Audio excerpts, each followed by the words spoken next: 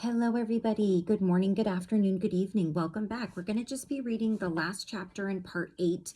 Part 8 is titled New Perspectives. And of course, we're still reading the Essenes, Children of the Light, and that is still written by Joanna Prentis and Stuart Wilson, but not in that order. So we're going to read this last chapter here so that we can move on to part 9. And this is going to be a pretty short video because I didn't realize in the last video that we only had one chapter left, but adding it on would have just made that last video a little too long. So let's go ahead and just finish this part of the book up. Chapter 27, Time and Timelessness.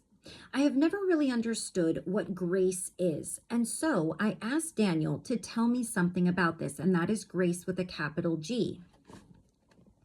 Daniel says, grace is a gift of love and healing from the highest level. God going the extra mile to meet us upon the road of life. We considered that we were living in a time of grace, and we felt that this grace centered around Jesus. He was the bringer of our grace because many cosmic energies focused around him and made possible breakthroughs in consciousness and a transformation in the lives of those who came into his presence. Some ones who had sight upon very high levels told me that when they looked at Jesus, they did not see only his aura. They saw this vast vortex of cosmic energy whirling around him. They said it was like the layers of an onion, an infinite number of transparent layers of energy moving out and out into the universe. So that he was the center of all things, the center not only of our drama, but the whole drama of the planet. He was the center of all things, and forces were gathered around him that made many things possible. Others who were attuned to the higher reaches of the angelic realm said that around Jesus they sensed the presence of very high angels. He was the bringer of grace. Who else could be a focus for all these energies? And because all these energies were focused together, we could move through our experience faster. It quickened everything. You could not be anywhere near him and not move more quickly along your path. Joanna, tell me more about this vortex of energy surrounding Jesus. Daniel, we were aware that a whole vortex of cosmic energy revolved around Jesus, and that anyone who encountered him stepped into that vortex. That was really the miracle for us. Not that he did this or that remarkable healing, but that his whole being was a focus of cosmic energy, and thus he could bring profound changes into the lives of all those he met who could accept these energies. As his work flowered, he became more a timeless being, talking about timeless things which would be relevant in any age. Time did not touch him. He escaped from time, and that was part of his work and part of his gift. But we knew that in the end, time might dilute and distort the message he came to bring. Once the teacher is no longer physically present, the teaching may become changed and weakened. What needs to go forward is the essential message that Jesus was trying to convey. Unconditional love working through the heart, and the surrendering of the will to the divine presence within. Sounds quite simple, right? The more one surrenders one's will to the divine presence, the more one merges with that presence, which is within every human being. The more the path opens and the way becomes clear and straight. Then one can go forward and rise in consciousness and ascend into new frequencies of being. All of this was what Jesus was trying to teach his disciples and the groups around him. He was trying to teach this, but many did not want to hear this message and would much rather have rigid structures. I did read that. They really struggled with focusing on the energies of the heart. They wanted something intellectual. They wanted something impressive. They wanted something they could scream from the mountaintops and people would stop and listen. But this teaching of coming from the place of energy of love was so gentle and so far beyond what they had been raised in these rigid systems of Judaism and as men in general at that time on this earth. The inner truth is of the spirit and lives. the spirit and lives, I think. And anything which is of the letter has its day, flowers, and is gone. Remember always that Jesus lived in a difficult and troubled time. Many people were frightened, and in their fear, they clung to the comforting thought of a strong father who would protect them. They preferred a strong external perception of deity, a strong father rather than the divine presence within. They saw the within as weak and the external forces as strong and threatening. Jesus came to show them how strong the divine presence could be, how it could burn like a great light within him and illumine the lives of all those around him. But many in their fear were not able to see this. He was offering them a chance to step out of the child state and become fully adult in the spiritual sense. But this step was too much for them. They wished to be the powerless children of a loving father for a little while longer.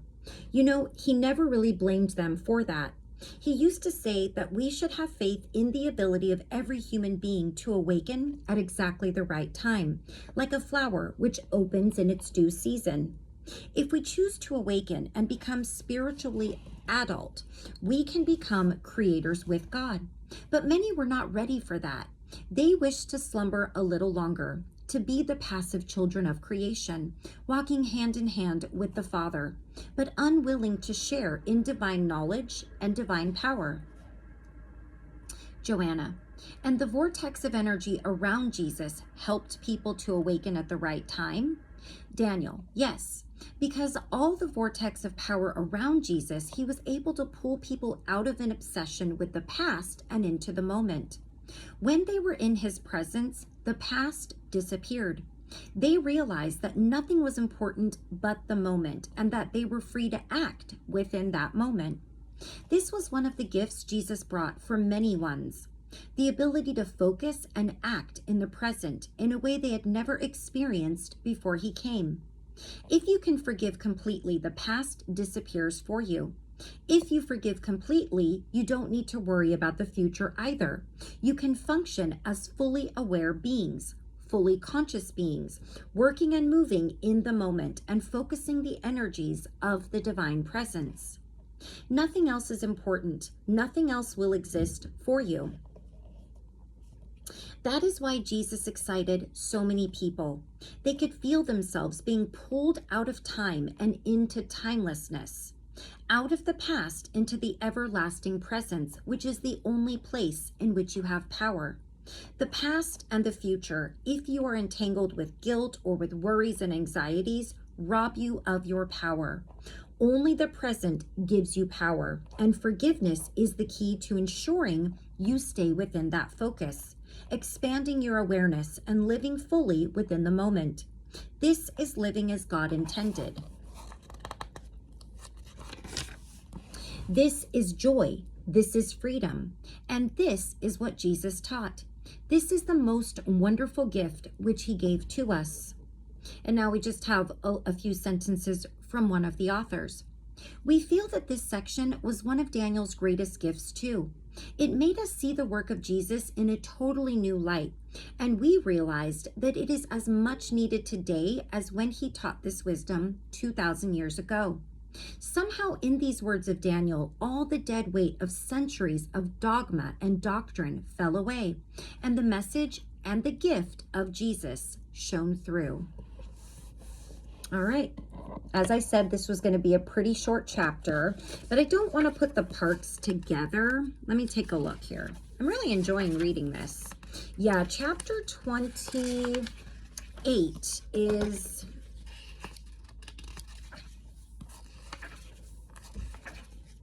Yeah, it's a little bit longer. But you know what? Part 9 is only one chapter. So I'm just going to go ahead and read this, and then we'll completed part 8 and part 9 in 2 videos. Because let me tell you why. I'm kind of wanting to push them together. Even though we've got, you know, some shorter chapters, we've got 18 parts to this book, with anywhere between 1 and about 4 or 5 chapters in each part. So we are making headway. This is what we've read, and this is what we've got left. So let's just read the last, let's just read the only chapter in part 9. The truth within, that's what this part is titled. Trust is within ourselves. It takes no rise from outward things. Whatever you may believe, there is an inmost center in us all, where truth abides in fullness, and around, wall upon wall, the gross flesh hems it in. This perfect, clear perception, which is truth, a baffling and perverting carnal mesh, binds it and makes all error.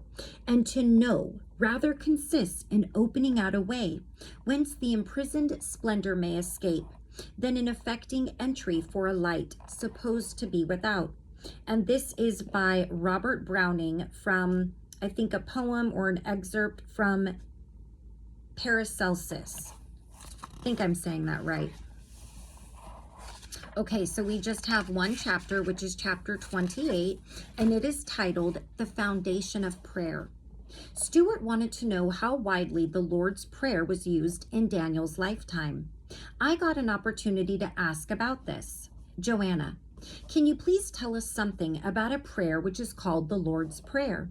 Daniel, there are many prayers, but I do not know of one of that name. Perhaps we call it by another name. If you speak the words of it, I may recognize it. Joanna, yes, I will read a modern version of it for you. I then read Matthew 6:9-13 in the New Revised Standard Version. Pray then in this way. Our Father in heaven, hallowed be your name. Your kingdom come, your will be done on earth as it is in heaven. Give us this day our daily bread, and forgive us our debts as we also have forgiven our debtors. And do not bring us to the time of trial, but rescue us from the evil one. Daniel says, yes, I recognize that, but we did not call it by the name you gave. Jesus used this prayer often when beginning a meeting. When starting to speak to a large gathering of people, he would use this form of words. It focused the minds, it focused the energy.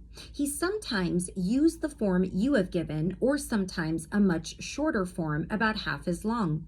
So it was not fixed, not rigid, sometimes the longer form, sometimes the shorter one. Of course, as Essenes, we had our own prayers, and there were many forms of words used in the communities. The prayer that I preferred and used most often was the foundation prayer, and I'm going to say it for you. Divine presence within, living in wholeness, moving in joy and love, I surrender to your will.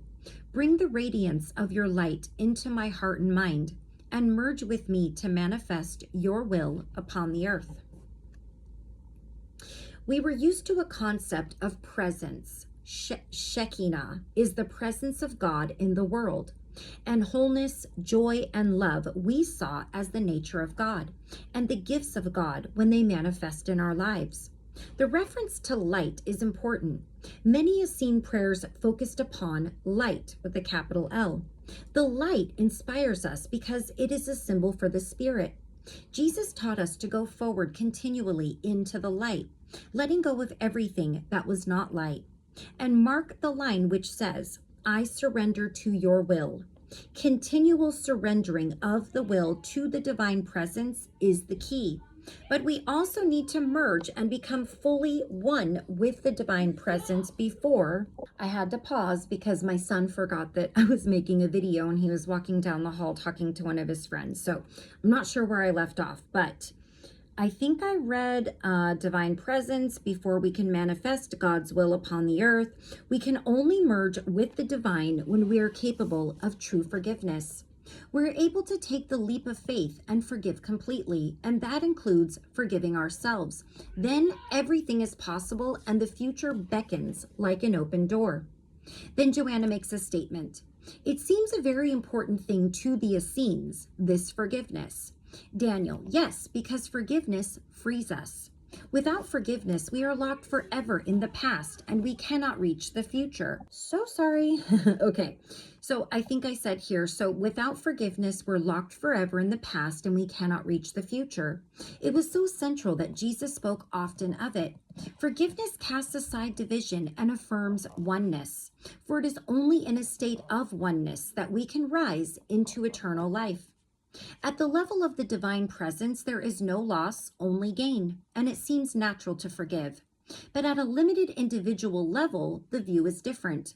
Here, many ones see forgiveness as a loss. They say, why should I give up my moral superiority over this person who has done something to hurt me? So they hug the hurt to themselves, and then they are never free. Joanna, and how do you feel or sense or perceive the divine presence within? Daniel, it will vary from individual to individual. Some sense it as a great angel, and some like a loving energy which enters every fiber of their being. But the simplest way of thinking of the divine presence is as the spirit. Jesus saw a clear difference between the spirit and the soul. And we do talk about this in Mary's message to the world, the difference between the two, and there is a difference. He told us that the soul is good, but limited, whereas the spirit has no limits or boundaries and links all beings in the greater oneness.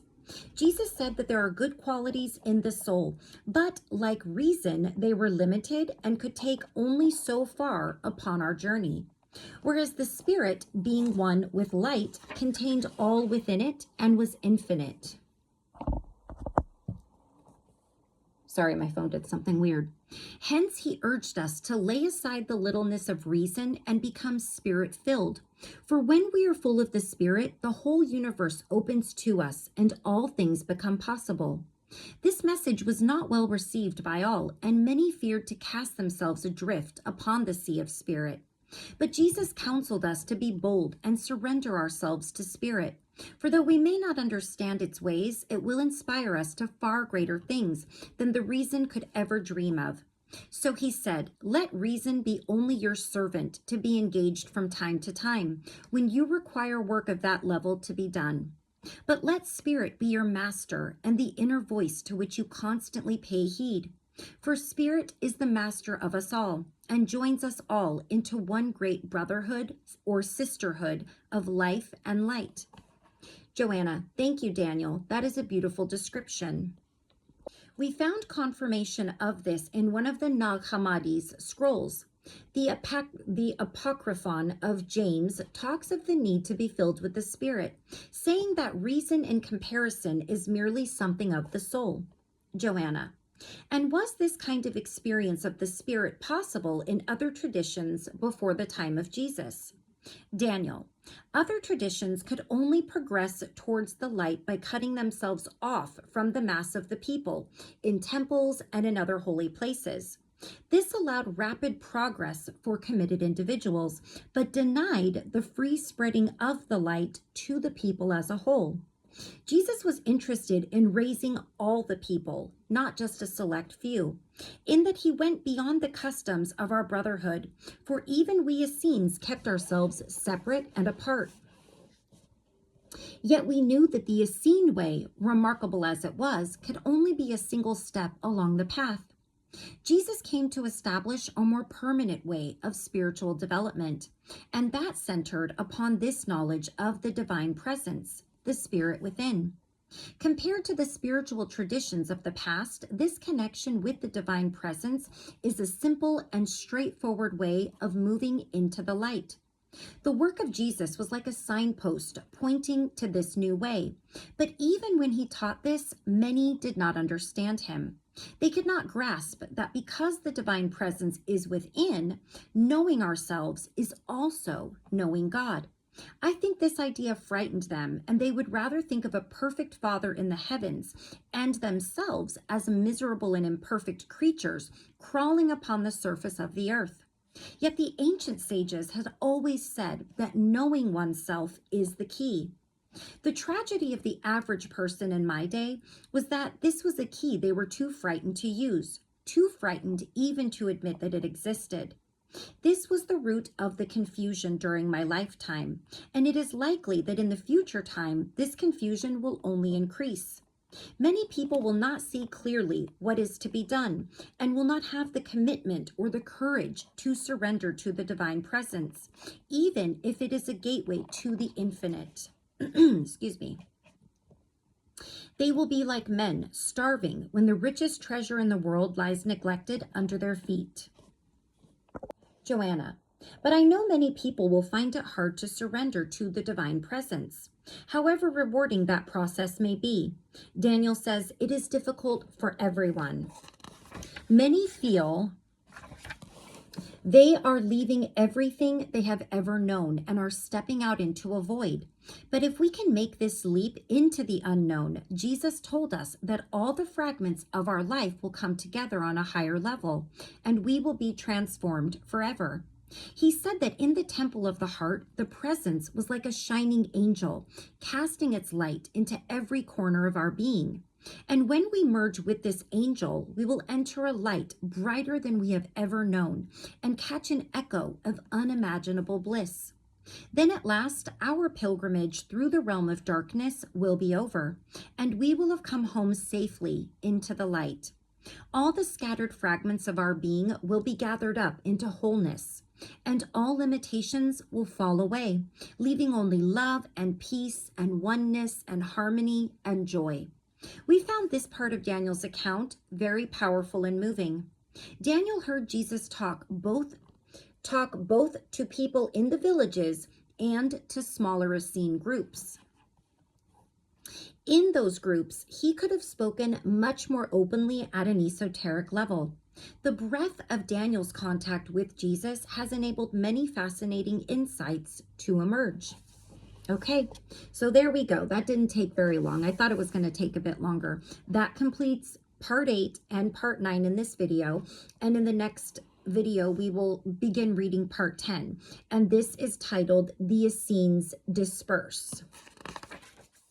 And we will read chapter 29 after the crucifixion. And then actually that's its own part. And then we move on to part 11, Joseph of Arimathea. And that's chapter 30, Joseph in Perspective. And so we'll actually probably read 10 and 11 together because they each are only one chapter. And that will take us then next to part 12. So we'll go ahead and stop there. I won't look too much further into the future. And in the next video, we'll start part 10 and complete it. And then we'll start and complete part 11. Thank you all so very much for joining me. I love you all so very much. And until I see you again, take care of yourself and take care of those around you. Bye-bye until next time.